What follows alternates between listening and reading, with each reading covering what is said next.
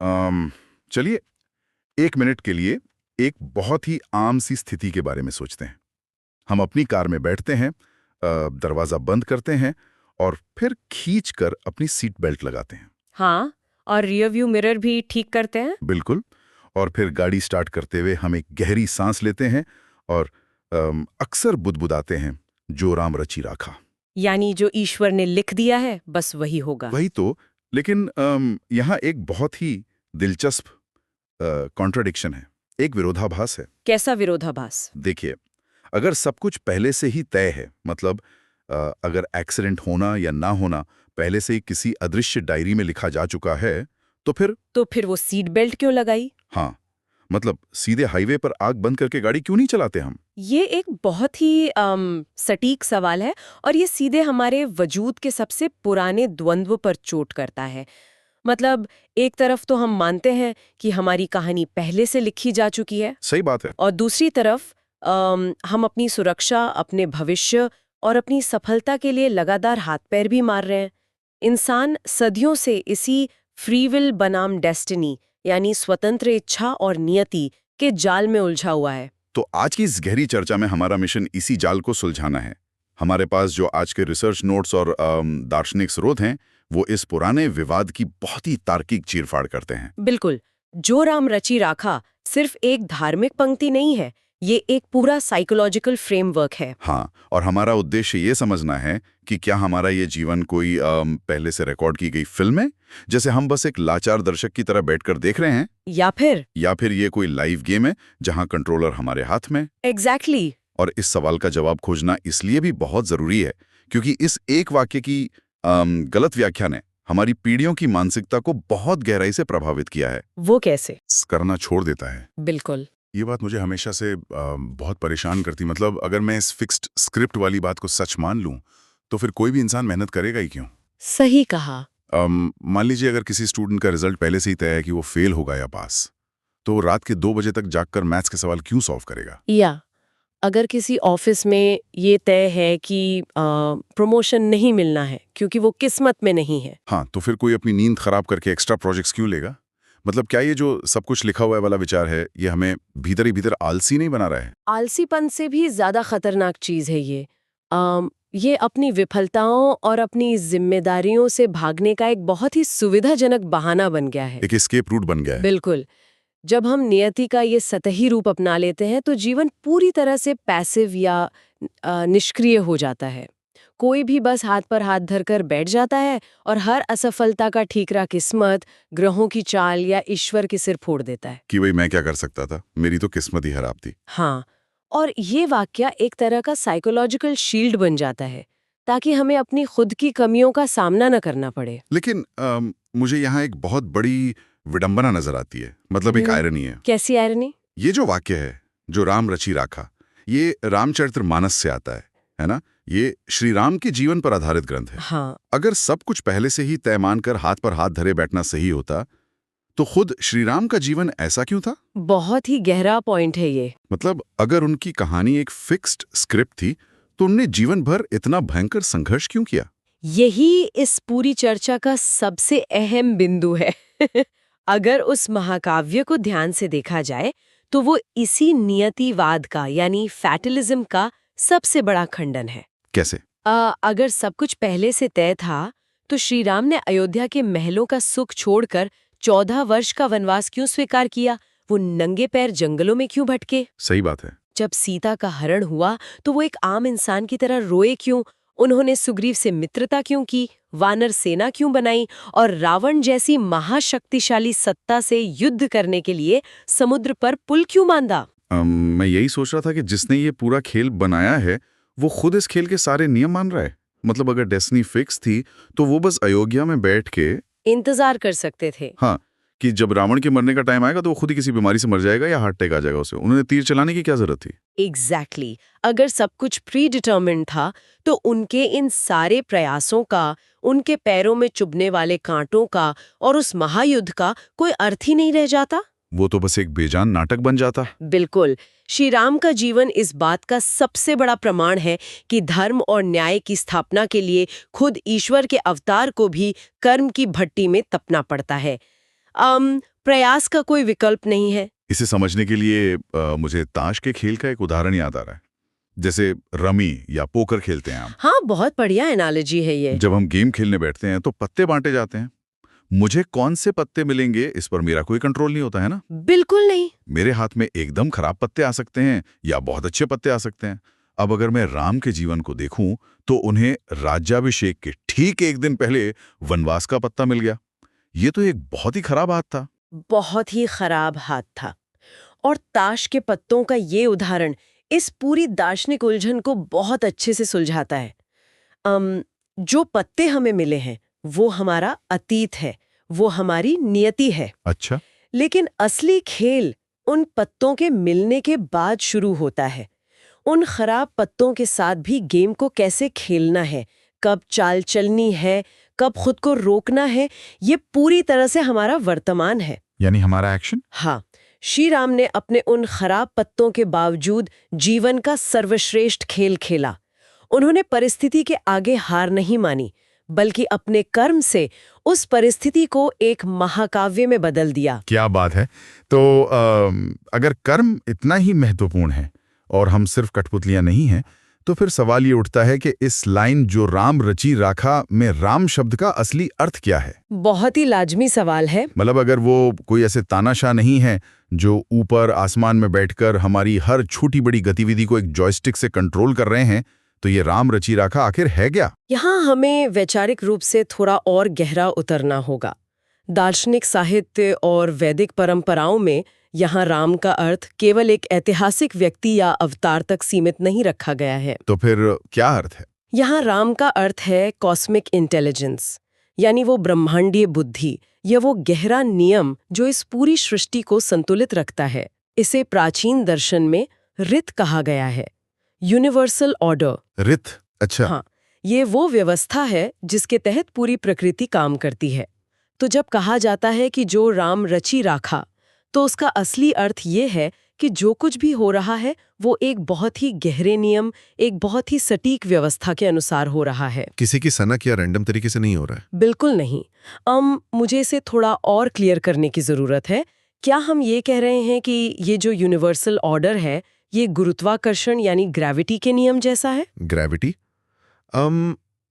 कैसे? मतलब देखिए, ग्रेविटी हमेशा मौजूद रहती है ना? वो ये तय नहीं करती कि मैं आज सुबह उठकर कॉफी पीऊंगा या चाय, या मैं आज लाल शर्ट पहनूंगा या नीली। मैं पूरी तरह से आजाद हूं। हाँ, बिल्कुल। लेकिन मैं जो भी करूंगा वो मुझे ग्रेविटी के नियमों के दायरे में रहकर ही करना होगा। मतलब मैं चाहकर भी 7वीं मंजिल से बिना किसी पैराशूट के छलांग लगाकर हवा में उड़ नहीं सकता। ग्रेविटी का उदाहरण बहुत अच्छा है, लेकिन ये जो ब्रह्मांडीय व्यवस्था है ये इससे थोड़ी और ज्यादा कॉम्प्लेक्स है। अच्छा। देखिए, ग्रेविटी सिर्फ एक फिजिकल लॉ है, जबकि नियति या डेस्टिनी भौतिक और कर्मिक दोनों नियमों का एक बहुत ही जटिल समीकरण है। एक इक्वेशन है। हाँ, एक इक्वेशन। साहित्य में नियति को कोई एक फिक्स्ड डेस्टिनेशन नहीं माना गया है। इसे असल में 3 चीजों का जोड़ बताया गया है। वो 3 चीजें क्या हैं? पहला है आपका पास्ट कर्मा, यानी आपके पिछले कर्म। दूसरा है प्रेजेंट कंडीशंस, मतलब अभी की परिस्थितियां। हाँ, वर्तमान परिस्थितियां और पर्यावरण। और तीसरा है डिवाइन ऑर्डर, यानी ईश्वरीय व्यवस्था या प्रकृति के बड़े नियम। इन तीनों के मिलने से जो रिजल्ट पैदा होता है उसे हम नियति कहते हैं। ओह, लेकिन क्या ये समीकरण बहुत ज्यादा उलझा हुआ नहीं है? कैसे? मान लीजिए मेरे साथ आज कुछ बहुत ही बुरा होता है। मैं उसे अपने पास्ट कर्मा का रिजल्ट मान लूं, लेकिन मुझे तो याद भी नहीं कि मैंने 10 साल पहले या चलिए किसी पिछले जन्म में क्या गलती की थी। हाँ, ये अक्सर लोगों को लगता है। तो ये तो एक तरह का अन्याय हुआ ना। मैं उस चीज की सजा क्यों भुगतूं जो मेरी मेमोरी में ही नहीं है? ये एक बहुत ही स्वाभाविक सवाल है, लेकिन यहीं पर हम सबसे बड़ी गलती करते हैं। क्या गलती? हम कर्म को सजा या इनाम के नजरिए से देखने लगते हैं, रिवॉर्ड और पनिशमेंट, जबकि कर्म कोई जजमेंटल सिस्टम नहीं है। तो फिर क्या है? यह विशुद्ध रूप से कॉज एंड इफेक्ट का विज्ञान है, कारण और प्रभाव। इसीलिए गीता के 4थे अध्याय के 17वें श्लोक में बहुत ही स्पष्ट कहा गया है, कर्मणो ह्यति बुद्धव्यम गहना कर्मणो गति ही। इसका क्या मतलब हुआ? इसका मतलब है कि कर्म की गति अत्यंत गूढ़ और जटिल है। हम इंसान अक्सर एक बहुत ही सीधे और सिंपल कॉज एंड इफेक्ट की उम्मीद करते हैं कि मैंने आज किसी गरीब को खाना खिलाया तो कल मुझे लॉटरी मिल जानी चाहिए। हाँ। हम हर चीज को एक वेंडिंग मशीन की तरह देखते हैं कि सिक्का डाला और तुरंत नीचे से कोल्ड ड्रिंक बाहर आनी चाहिए। बिल्कुल सही एनालॉजी है। लेकिन प्रकृति कोई वेंडिंग मशीन नहीं है। ये एक बहुत ही विशाल इकोसिस्टम है।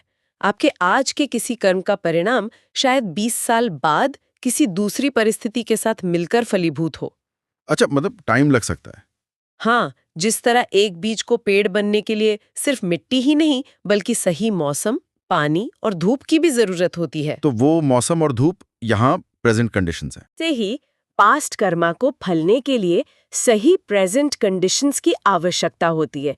तो आप इसे सजा मत मानिए, इसे बस एक बीज का अंकुरित होना मानिए। तो इसका मतलब ये हुआ कि मेरा अतीत, चाहे वो मेरे पिछले कर्म हों या मेरी आज की परिस्थितियां, वो फिक्स्ड हैं।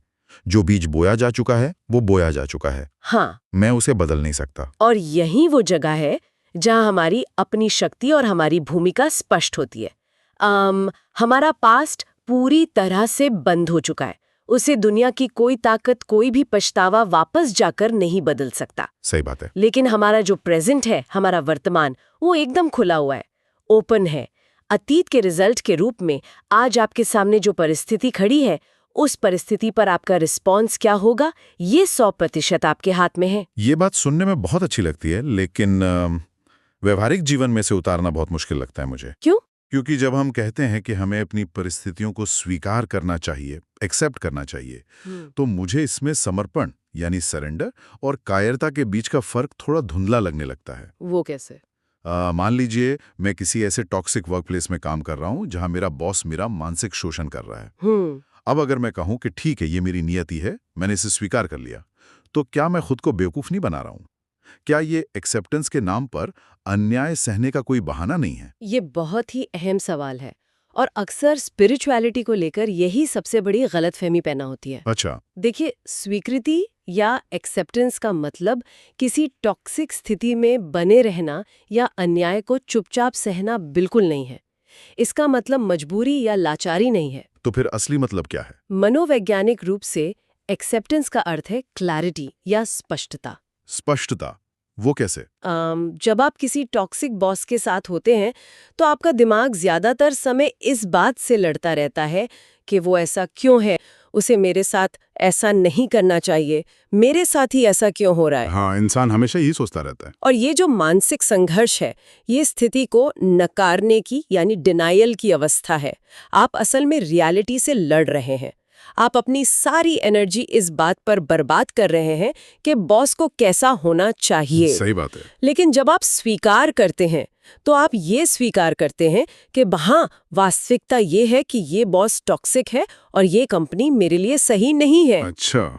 जैसे ही ये स्वीकृति आती है, आपका दिमाग ऐसा क्यों है वाले लूप से हटकर अब मुझे क्या करना चाहिए वाले प्रॉब्लम सॉल्विंग मोड में आ जाता है। तो स्वीकार का मतलब ये नहीं है कि मैं उस बॉस के सामने झुक जाऊं। बिल्कुल नहीं। एक्सेप्टेंस का मतलब है कि मैं इस भ्रम से बाहर आ जाऊं कि वो कभी सुधरेगा। बिल्कुल। और फिर अपना रिज्यूमे अपडेट करके नई नौकरी ढूंढना शुरू करूं। एकदम सही पकड़ा आपने। और ये जो नई नौकरी खोजना है या उस शोषण के खिलाफ आवाज उठाना, यही आपका वर्तमान कर्म है। यही मेरा रिस्पॉन्स है। हाँ, और इसी को गीता के 3 अध्याय के 35वें श्लोक में स्वधर्म कहा गया है। स्वधर्मे निधनम श्रेयः। इसका अर्थ क्या है? इसका मतलब है कि आपको हर परिस्थिति में अपने धर्म, अपनी जिम्मेदारी और अपने कर्तव्य का पालन करना है। अगर आपके ताश के पत्ते खराब आए तो भी आपको बिना रोए, बिना चीटिंग किए अपना बेस्ट गेम खेलना है। क्या बात है। हाँ, चाहे उस कोशिश में आपकी हार ही क्यों ना हो जाए, गीता कहती है कि वो हार भी श्रेष्ठ है। ये पूरा नजरिया तो हमारे सोचने के तरीके को ही पूरी तरह से पलट देता है। बिल्कुल। हम अक्सर मानते हैं कि शांति तब मिलेगी जब परिस्थितियां हमारे अनुकूल हो जाएंगी, सब कुछ हमारे हिसाब से होगा, जबकि ऐसा कभी नहीं होता। हाँ। लेकिन यहाँ तो बात ये हो रही है कि जब हम परिस्थितियों से मानसिक रूप से लड़ना बंद कर देते हैं और पूरी क्लैरिटी के साथ अपना कर्म करते हैं, तब शांति मिलती है। और ये साइकोलॉजिकली भी प्रूवन है। जब आप किसी ऐसी चीज को कंट्रोल करने की कोशिश करते हैं जो आपकी कंट्रोल में है ही नहीं, जैसे कि दूसरे लोग क्या सोचेंगे या कल का मौसम कैसा होगा, हाँ, या मार्केट कैसे रिएक्ट करेगा, तो ये सिर्फ आपके अंदर एंजाइटी पैदा करता है, चिंता बढ़ाता है। बिल्कुल। और दूसरी तरफ जब आप ये मान लेते हैं कि आप कुछ कर ही नहीं सकते, आप पूरी तरह से लाचार है, तो ये डिप्रेशन पैदा करता है, अवसाद। तो हमें इन दोनों अतियों यानी इन दोनों एक्सट्रीम्स के बीच का रास्ता निकालना है। एग्जैक्टली। ना तो हम सब कुछ कंट्रोल कर सकते हैं और ना ही हम पूरी तरह से हेल्पलेस हैं। मुझे इन रिसर्च नोट्स की वो एक लाइन याद आ रही है जिसने मुझे इस पूरे शोध के दौरान सबसे ज्यादा इम्प्रेस किया। कौन सी लाइन? जीवन लिखा हुआ हो सकता है, लेकिन जीने का तरीका आपका है। ये इस पूरे विषय का अंतिम और सबसे गहरा निष्कर्ष है। ये विचार हमें गजब का बैलेंस देता है। कैसे? देखिए, जब चीजें बहुत खराब हो जाती हैं, जब जीवन में कोई ऐसा तूफान आता है जिसे हम रोक नहीं सकते, तब जो राम रचि राखा हमें ये सुकून देता है कि एक बड़ी व्यवस्था काम कर रही है और सब कुछ मेरे अकेले के कंधों पे नहीं है। एक तरह से ये हमारे अहंकार को तोड़ता है। हाँ, बिल्कुल। लेकिन उसी समय ये विचार हमें ये भी याद दिलाता है कि उस तूफान के बीच मुझे अपनी नाव कैसे चलानी है, ये फैसला पूरी तरह से मेरा है। सही बात है। परिस्थितियां ईश्वर या प्रकृति तय कर सकती हैं, लेकिन मेरा कैरेक्टर, मेरी गरिमा और मेरी चॉइस हमेशा मेरी अपनी रहेगी। ये वाकई एक बहुत ही एम्पावरिंग थॉट है। हम इस नियति रूपी समुद्र की लहरों को तो नहीं रोक सकते, लेकिन हम उन पर सर्फिंग करना जरूर सीख सकते हैं। बहुत खूबसूरत बात कही आपने। लहरें प्रकृति की हैं, लेकिन बैलेंस हमारा है। तो अगर हम इस पूरी चर्चा को समेटें तो बात बिल्कुल साफ हो जाती है कि जो राम रचि राखा का मतलब जीवन का लॉक हो जाना या फिक्स्ड हो जाना नहीं है। बिल्कुल नहीं। ये असल में एक आमंत्रण है कि हम इस ब्रह्मांडीय व्यवस्था के साथ तालमेल बिठाकर पूरी जागरूकता के साथ अपना कर्म करें। और यही समझना सही मायने में स्वतंत्र इच्छा यानी फ्री विल का उपयोग करना है। वैसे हमारी अगली चर्चा का विषय भी इसी से जुड़ा हुआ है, जो और भी ज्यादा दिलचस्प होने वाला है। अच्छा, वो क्या है? हम व्यावहारिक बनाम पारमार्थिक सत्य यानी प्रैक्टिकल वर्सेस एब्सोल्यूट ट्रूथ पर बात करेंगे और समझेंगे कि जब इंसान अपने अहंकार के भ्रम से बाहर निकलता है तो दुनिया को देखने का उसका नजरिया कैसे पूरी तरह बदल जाता है। मैं उस विषय के लिए बहुत एक्साइटेड हूँ, लेकिन आज की इस चर्चा को खत्म करने से पहले मैं एक आखिरी विचार यहाँ छोड़कर जाना चाहता हूँ। जी बिल्कुल। हमने ये तो समझ लिया कि हमारी जो नियति है, जो हमारा वर्तमान है, वो हमारे ही पास्ट कर्मा से बनकर हमारे सामने आया है। ताश के पत्ते बांटे जा चुके हैं। हाँ, वो हिस्सा पूरी तरह से फिक्स्ड है, लेकिन हमारा जो प्रेजेंट रिस्पॉन्स है, यानी आज, अभी, इस पल में हम जो फैसला ले रहे हैं, हम जैसा बिहेव कर रहे हैं, वही कल का पास्ट बनने वाला है। बिल्कुल सही। तो अगर हमारा वर्तमान रिस्पॉन्स ही भविष्य का पास्ट कर्मा बनेगा, तो क्या इस पल में जो भी हम सोच रहे हैं या कर रहे हैं, उससे हम खुद ही अपने कल का जो राम रचि राखा नहीं लिख रहे हैं? ये सवाल इस पूरी चर्चा का सार है। ये हमें एक बहुत बड़ी जिम्मेदारी का एहसास कराता है कि हम लगातार हर पल अपने भविष्य के निर्माता बने हुए हैं। तो इसी सवाल के साथ आज के इस गहन विश्लेषण को हम यहीं विराम देते हैं।